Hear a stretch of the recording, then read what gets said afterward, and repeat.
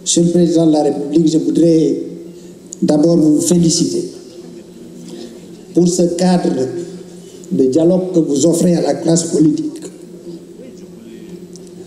La démocratie, on dit, c'est deux marqueurs, c'est le consensus et l'intérêt général. On ne peut pas parler de démocratie s'il n'y a pas de consensus. Il n'y a pas de consensus sans dialogue. Comme nous l'avons dit, Monsieur le Président, avant de venir, et comme nous l'avons répété ce matin, rien ne doit être de trop pour trouver, dans le respect du droit et des principes démocratiques, une solution devant assurer le passage de témoins à la tête de l'État dans l'apaisement, la paix sociale et la réconciliation nationale. C'est pourquoi nous sommes là à vos côtés. Nous sommes là et nous sommes venus également avec des inputs que nous détaillerons bien sûr lors des travaux. Notre coalition, la coalition John 2024, réitère son souhait qu'il n'y ait pas d'interruption du processus électoral, par respect du principe des droits acquis.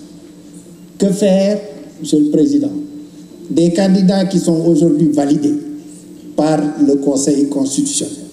Je pense qu'il est important que ceux qui sont validés puissent continuer dans le processus tel qu'en tout cas il est souhaité. C'est peut-être ce manque de précision qui a fait qu'aujourd'hui vous n'êtes pas avec les autres candidats. Si la chose avait été bien précisée, je pense que le consensus serait déjà obtenu. Cela ne veut pas dire que tout doit être fermé. Bien sûr, dans le respect d'abord des droits acquis. Il y a également, certainement, des ouvertures possibles. Et c'est le dialogue qui devra assister le chef de l'État sur les propositions à bâtir et à soumettre au Conseil constitutionnel.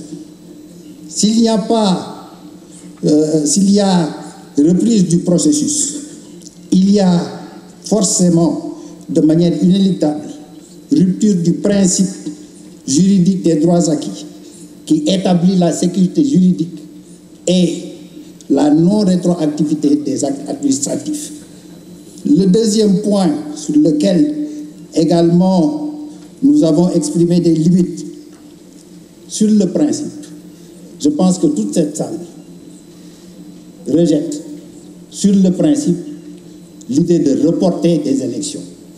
Mais en pratique, comme dit Wolof, Monsieur le Président, il y a eu des soupçons, il y a eu des difficultés qui ont été soulevées dans le cadre du processus électoral. Et il nous semble important, également là aussi dans les meilleurs délais, de vider ces questions en suspens. Nous ne disons pas que le temps juridique et le temps politique, non.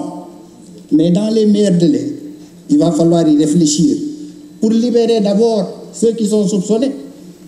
S'il n'y a rien, comme nous disons, si rien ne fermente, la fermentation n'a pas de sens. S'il n'y a rien, qu'on le dise. S'il y a problème, le droit sera dit. Mais ce flou constitutionnel pose problème.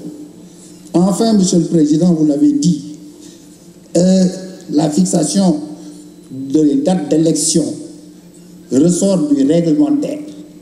Et dans le cas d'espèce, seul le Président de la République peut fixer cette date par décret, la date de l'élection. Le Conseil constitutionnel l'a d'ailleurs rappelé pour lui demander de fixer ces dates dans les meilleurs délais. Le dialogue trouve toute sa pertinence pour justement assister les autorités compétentes, le chef de l'État en particulier, dans la fixation de cette date. Et je pense que à la sortie de cette réunion, vous avez déjà parlé de l'hivernage comme deadline. Peut-être il y a d'autres deadlines. Peut-être il y a une réflexion à mener qui doit être dans la corbeille. Et c'est tout ça, et c'est pour tout ça que nous sommes aujourd'hui à vos côtés pour dialoguer, pour le Sénégal. Ce n'est pas un dialogue Macky Sall. Il s'agit d'un dialogue pour le Sénégal. Je vous remercie. xam nga ni Ndakaaru neex na waaw